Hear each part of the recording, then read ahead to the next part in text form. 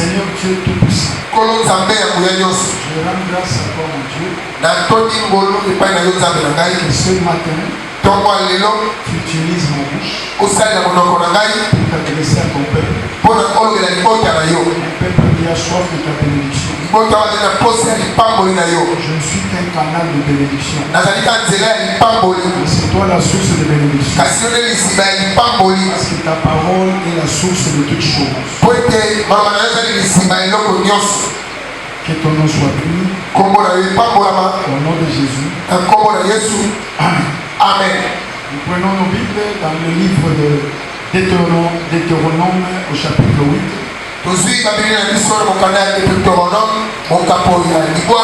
Versets 11 à 14,19.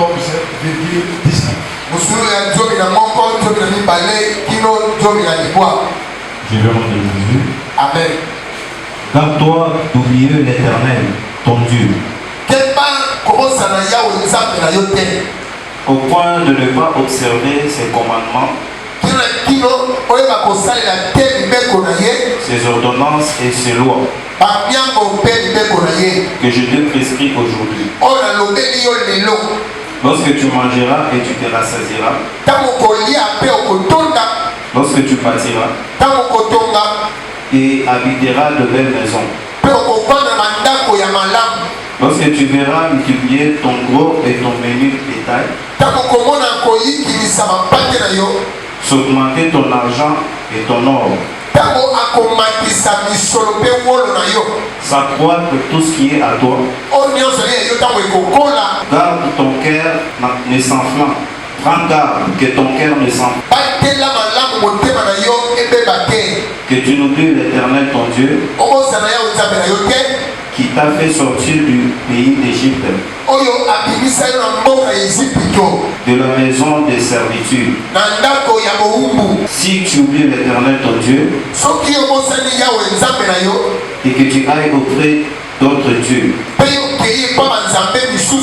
si tu les sers et te prosternes devant eux, je vous déclare formellement aujourd'hui que vous Passons à la deuxième lecture. Toujours dans Deutéronome 32, verset 18. tu as abandonné le rocher qui t'a fait. Tu as abandonné le rocher qui t'a fait naître. Tu as oublié les dieux qui t'a engendré. Nous prenons la troisième lecture dans Exode 8. L'Éternel dit à Moïse, dis à Aaron, étends ta main avec la verge sur les rivières, sur les ruisseaux. L'Éternel dit à Moïse, va vers Pharaon et tu lui diras, ainsi parle de l'Éternel, laisse aller mon peuple afin qu'il me serve. On a déjà pris la parole.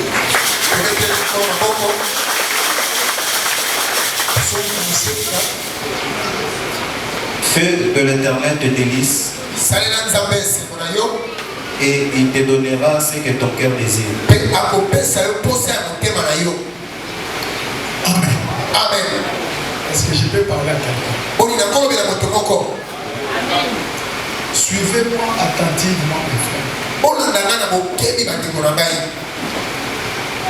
Un père,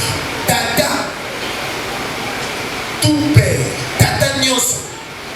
aime voir ses enfants être bénis. C'est-à-dire, lorsque l'enfant n'est pas béni, ça peut déranger la vie du père. Le père peut être dans la détresse.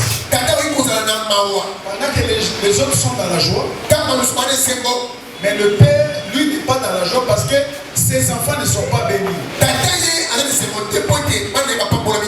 Même si on invite le père quelque part,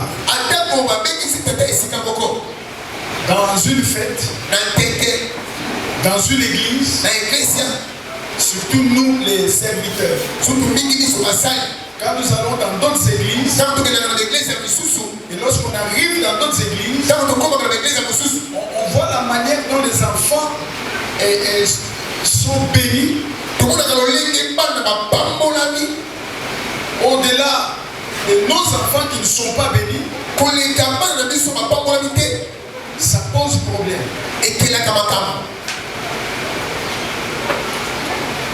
Même si on ne le veut pas, la vie, c'est toujours la comparaison. On peut se dire chrétien ou non chrétien. Il y a toujours lieu de se comparer à d'autres.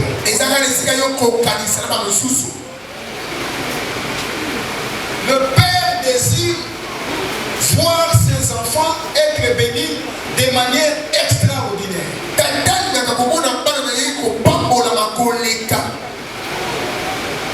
Pourquoi est-ce que il a été posé une question par Saoul lorsque David a fait des exploits? David a ramené la tête de Goliath. Et le roi pose la question de savoir de qui est-il le fils.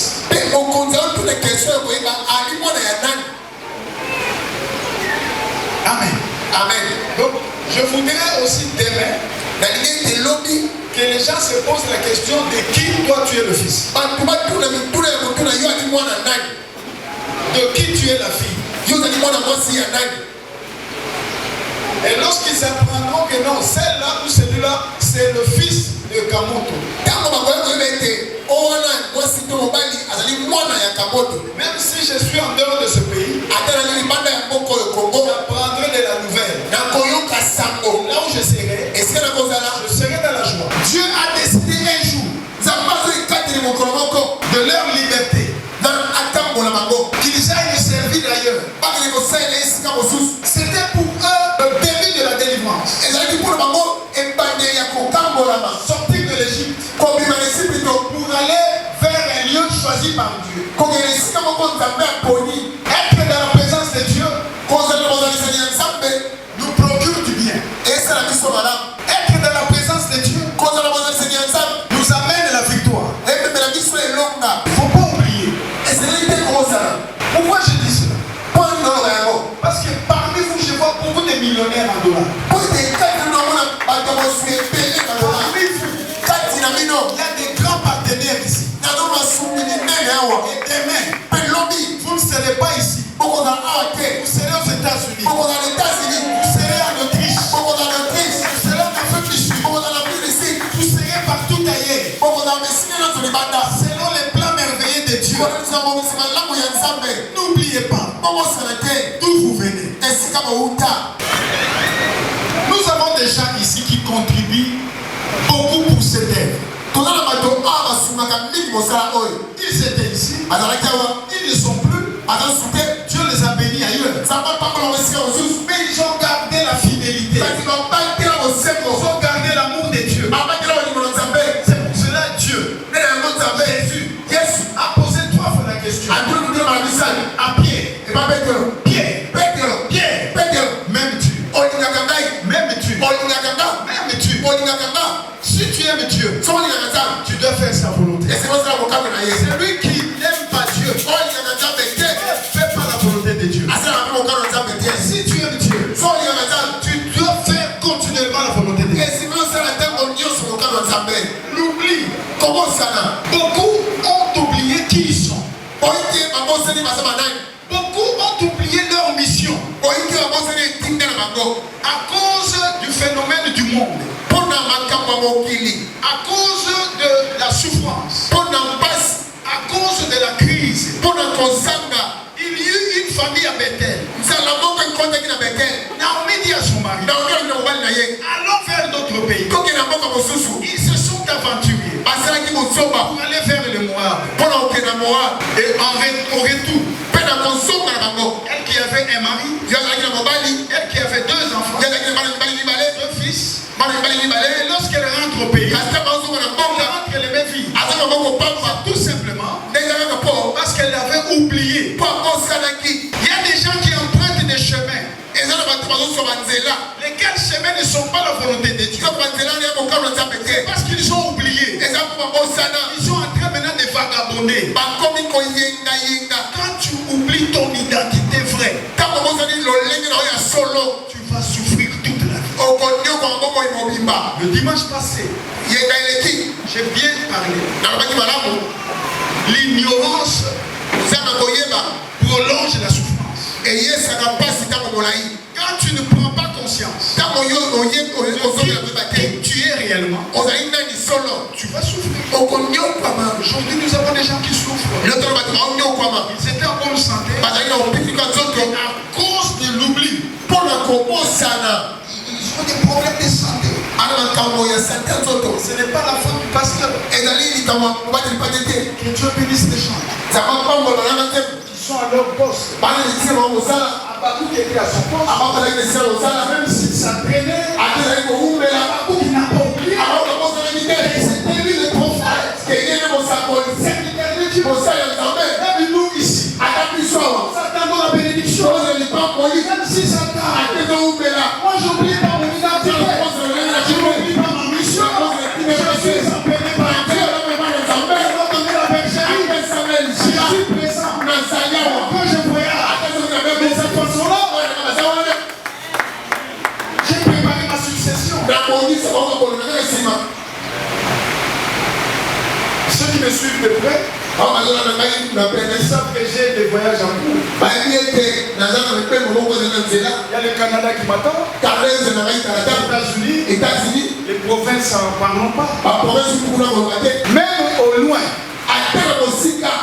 je n'oublie pas qui je suis. À chaque fois que je viens du travail, à cause des embouteillages à cause des embouteillages du moment, parfois je ne viens plus à 17h comme il faut. Mais l'œuvre de Dieu fonctionne. L'œuvre de Dieu est assurée. Parce que j'ai préparé la relève. Je n'ai pas péché. Quand j'entre dans ma voiture, je vais mettre des questions. C'est le gars qui me guérit. Donc, même de loin, j'assure mes responsabilités.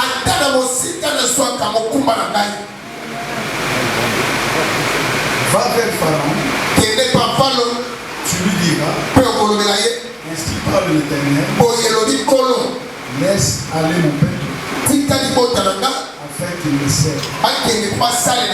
Si nous sommes en vie, en réalité c'est pas à cause de la prière, c'est à cause de la bonté de Dieu révélée. Et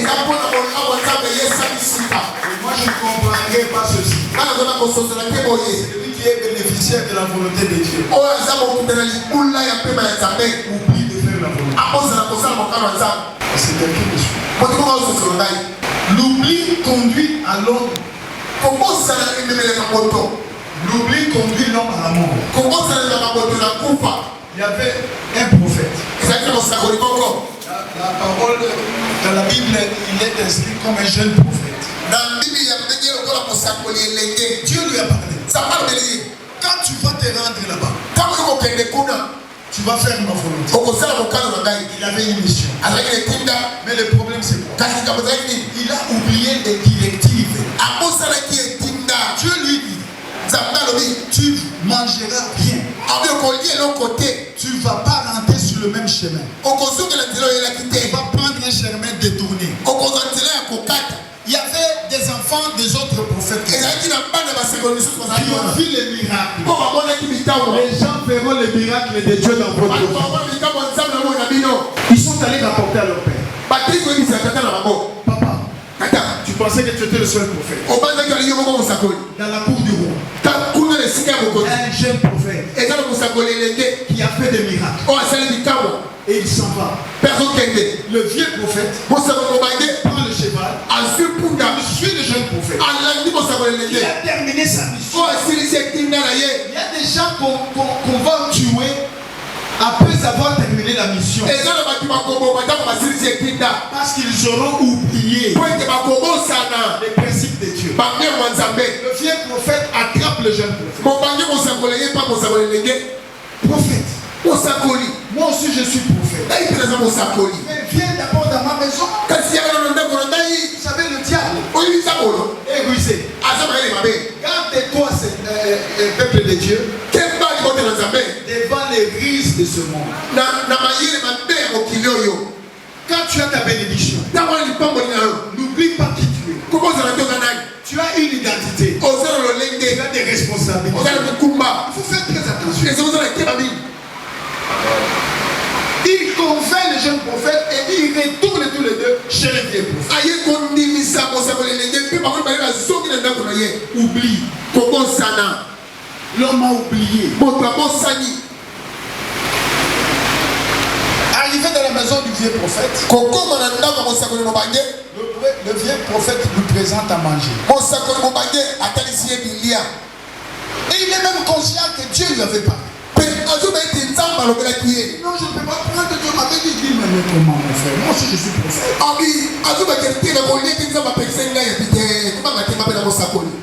Même si tu es serviteur, même si tu es enfant de Dieu, mais aussi longtemps que Dieu ne m'a pas mis cela à terre. Si toi tu peux faire ça, mais moi Dieu ne m'a pas donné cette foi. Moi je garde ce que Dieu m'a dit. Peuple de Dieu, comprenez-moi. Parfois vous vous posez des questions. Mais pourquoi dans cette église la femme ne prêche pas? Même si toi tu vas prêcher là où les femmes prêchent. Mais quand tu es ici, ferme ta bouche. C'est parce que Dieu m'a donné. Nous n'avons pas reçu le même appel. On n'a pas été appelé de la même façon. Moi je n'ai pas reçu cela. Si cela te plaise, moi j'ai un ordre divin. Les gens qui se sont autoproclamés, moi j'ai reçu l'appel. Dieu ne m'a pas dit ça. Il ne m'a pas dit ça. Je ne vais pas me condamner. Il y a son frère. Moi aussi je suis prophète. Et Dieu me dit, tu peux manger. Vous comprenez? C'est comme ça que le diable trompe beaucoup d'enfants de Dieu. Lorsque le jeune prophète a pris à manger, comme si cela ne suffisait pas, le vieux prophète lui dit encore, tu ne vas pas rentrer du même chemin que tu es venu. Tu vas prendre un autre chemin. Parce que c'est ainsi dit Dieu. L'homme s'est détourné de la volonté de Dieu. Au lieu d'être béni, il va rencontrer un lion. C'est comme ça que beaucoup de vies ici sont détruites. L'homme a oublié. Qu'est-ce que Dieu a dit pour lui? Que dit la parole de Dieu? La parole de Dieu, c'est un code pour nous les chrétiens. Pourquoi oublions-nous la parole? Jésus s'adresse aux brebis. Il dit à ses disciples, mes brebis entendent ma voix. Ils m'écoutent. Ils me suivent. Quand on suit Dieu, au travers de sa parole, au finish, c'est la bénédiction. C'est la bénédiction. Pourquoi est-ce que tu oublies que Dieu est un enfant de Dieu? Bien aimé, l'oubli conduit l'homme à l'échec. Oubli peut amener à la déception. Dans notre église, le culte commence à 9h. Mais à 9h, quand tu fais la lessive, à 9h, c'est le temps que toi tu conçois pour laver les assiettes. Même sur cette assiette-là, il n'y aura pas d'aliments solides. C'est comme ça qu'on est toujours dans les benzo, dans les bêtises. Nous sommes dans l'église. Moi, je suis à passer le à donner. Ça dépend. Ça va vraiment qu'il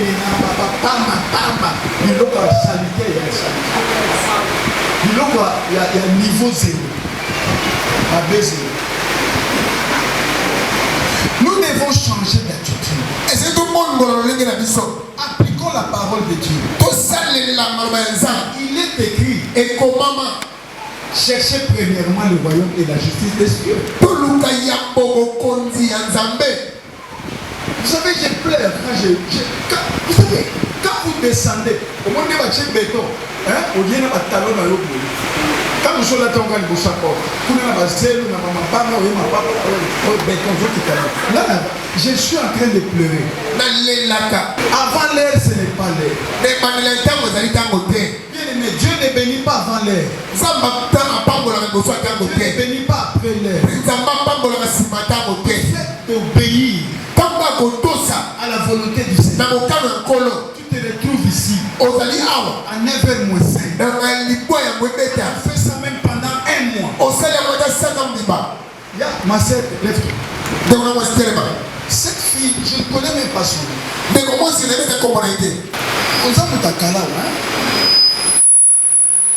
Quand je la vois assise dans la parcelle de maman Monique. Maman Monique Azali.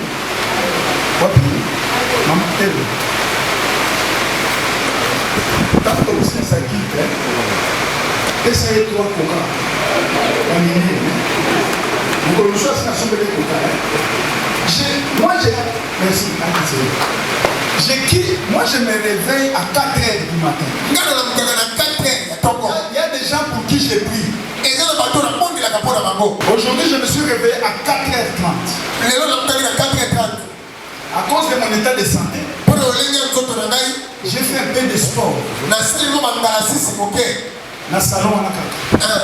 le salon, je bouge un peu le corps pour être un peu souple. J'ai fait de la gymnastique pendant 30 minutes. Maman passait à l'anime.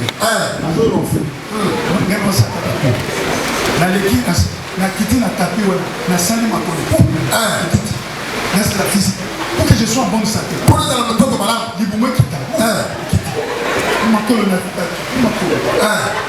À 5h30, je me suis lavé. 6h, j'ai réveillé le frère Michael. Nous sommes allés acheter des biscuits pour les codines. Au retour, avec Papa Gérard, nous cherchons maintenant le carburant. Descendons vers l'intendant. Pas le carburant. On arrive vers Kinal. On a le carburant. On doit rentrer. Il est 7h30. Non, il était 8h moins. C'est comment dire 8h moins? Alors, j'avais déjà commandé un peu de poto-poto. Quoique. Mais maman, parce que c'est un homme quoique. Non, on n'a pas su, comme je lutte contre le diabète. J'arrive, je m'habille.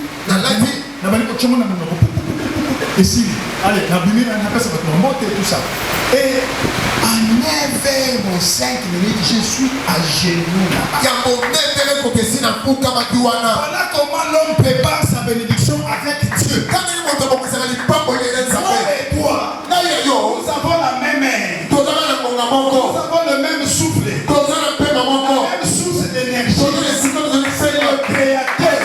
Et le problème avec toi, toi tu oublies. Tu as la facilité d'oublier. C'est comme ça que tout cela te conduit à l'échec. Et lorsqu'on n'est pas béni, on devient jaloux. Parce que tu es un voyage. Tu es son mari. Et toi, tu as fait le temps. Et bien gérer ta vie. Tu gères mal le temps.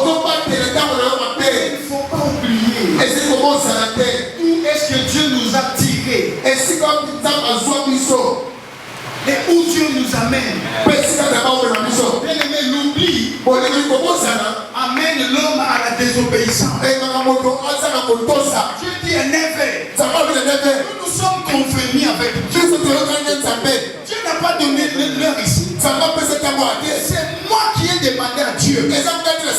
allons commencer la prière le dimanche à 9h. Tu es sous cette alliance. Tu dois obéir. Pourquoi acclame?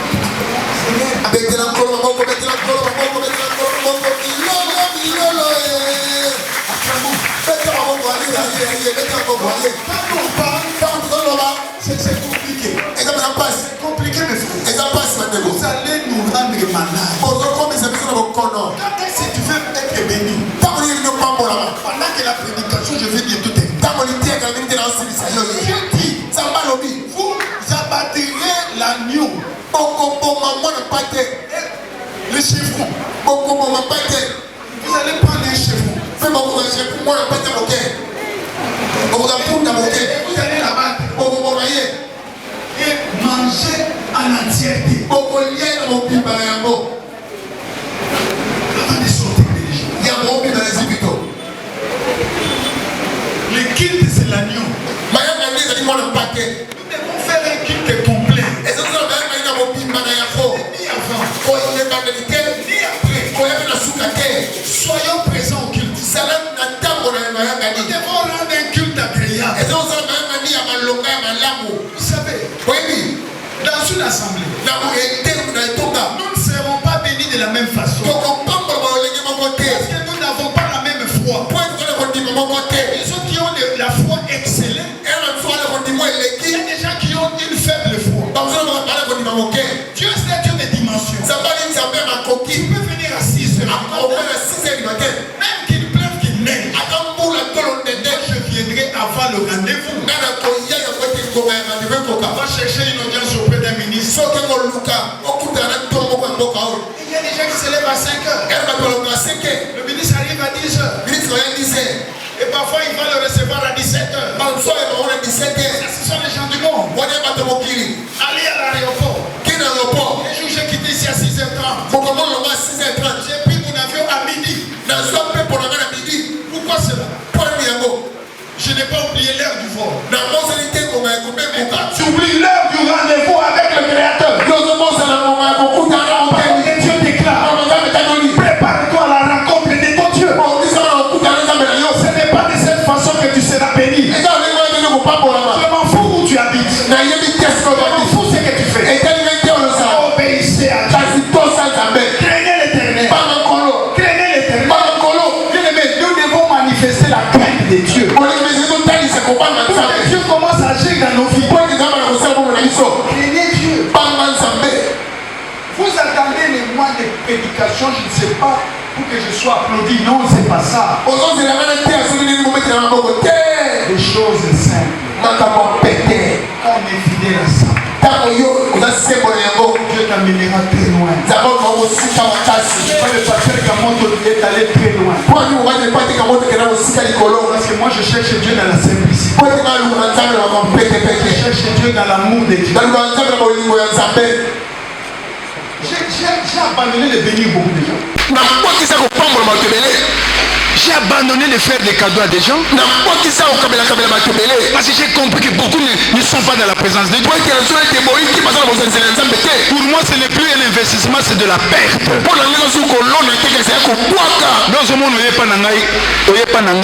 Parce que j'ai compris que vous n'êtes pas de Dieu. Vous êtes en train de perdre mon revenu.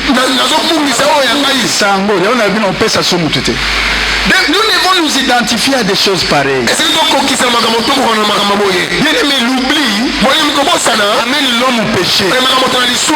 Tous sont péchés, sont privés de la gloire de Dieu. Quand tu demeures dans le péché, tu oublies ton identité.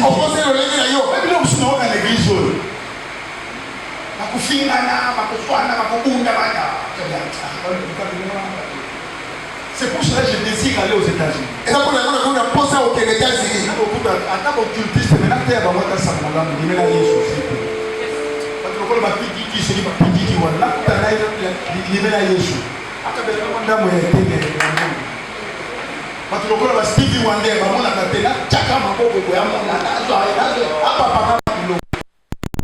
Ça c'est une perte de temps.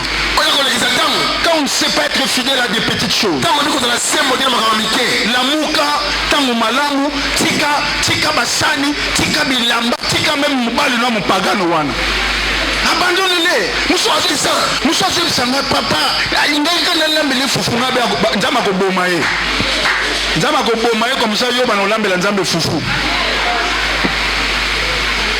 il est écrit, fais de l'éternel tes délices. Et il t'a donné ce que ton cœur dit. Fais de l'éternel tes délices. Obéis à sa parole. Dieu ne te demande pas trop. Obéissance à sa parole. Ouvre les ciels. Même ici à l'église. Viens prêcher le matin. Non, on fait autre chose.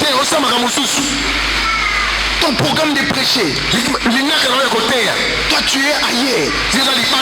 Tu es collé dans le lit de ta femme. Mais tu es maudit. Quand on ne connaît pas sa mission, peut-être que ce jour-là quand tu prêches tu es béni. Où est Sam et Sam? Samson est au Cameroun. Il m'a appelé. Je prie pour lui. Un jour j'irai au Cameroun. J'ai une étoile au Cameroun. J'ai une étoile au Canada. Félix aux États-Unis. Mais ce sont des portes qui demain me seront ouvertes. Si tu connais ta responsabilité. Pécheur. Arrête de pécher. L'église Gethsemane, c'est pas une église de voyous. C'est une église de gens qui craignent Dieu. Moi le Père, je crains Dieu. Quel Père, quel Fils. Si tu n'es pas mon fils, la porte est ouverte. Si tu veux rester avec moi, ce sont des principes à suivre. Parce que moi je les suis à la lettre. Je suis béni. Babengisinga na kindela na kena okende te pwani. Babomanga kunati. Pourquoi? Parce que les gens pensent que Kamoto est orgueilleux. Il y a des endroits je ne mettrai plus mes pieds. Papa yolotea. Papa nabitala. Nana okuta bino. Bute na bino na bino kuna. Nana ya poto na besoin mikanda église. Tant on a besoin mikanda na bino na ngai. Il a mis comme ça vous mettez Babo Mayo. Bien aimé, Dieu dit Nzambe alobi ngane bisobol. Bokeseni ezotalisama na bomo inayo. Amen. Les gens verront la différence. Tu ne seras pas comme les autres. Tu es appelé à être un mis à part. Celui qui est mis à part préserve son identité. Celui qui est mis à part n'est pas béni de la même façon. Celui qui est mis à part est différent. Est-ce que j'ai parlé à quelqu'un? Est-ce que j'ai parlé à quelqu'un?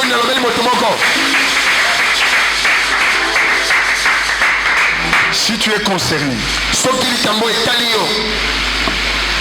toi qui oublies tout le temps, tu peux avancer. Tu viens tout le temps en retard à l'église. Tu peux avancer, j'ai pris pour toi. Tu vas te repentir.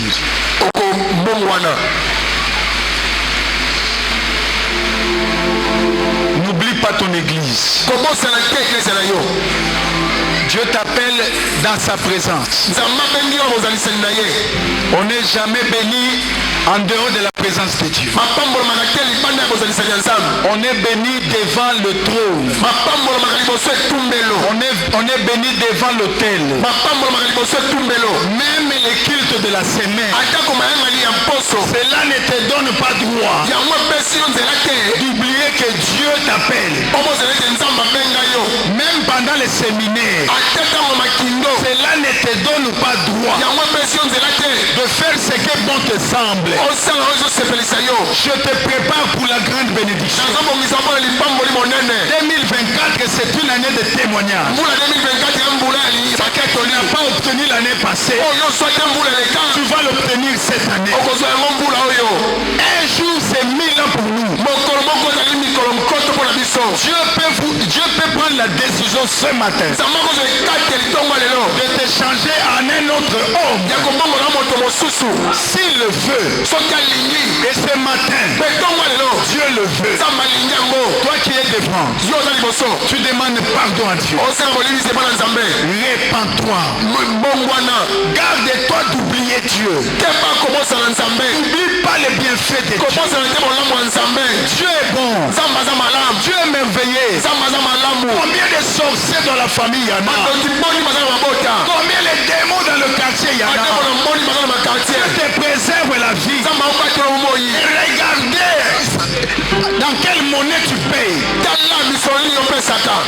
Sois reconnaissant. Nous avons la même souffle d'énergie. Le même créateur. Mais pourquoi moi je crains Dieu? Toi tu ne crains pas Dieu. Demande pardon à Dieu. Dieu te pardonne. Seigneur, je prie pour ton peuple qui se reconnaissent, qui reconnaît. Je prie pour ces peuples qui reconnaît qu'ils ont mal agi. Aie pitié. Que ta compassion se répande sur eux. Jésus. Nzambe kangola. Révélez bango identité na bango. Jésus. C'est ton peuple. C'est ton peuple. Au nom de Jésus. Est-ce que quelqu'un peut prier? Est-ce que quelqu'un peut prier? Pardonnez-les.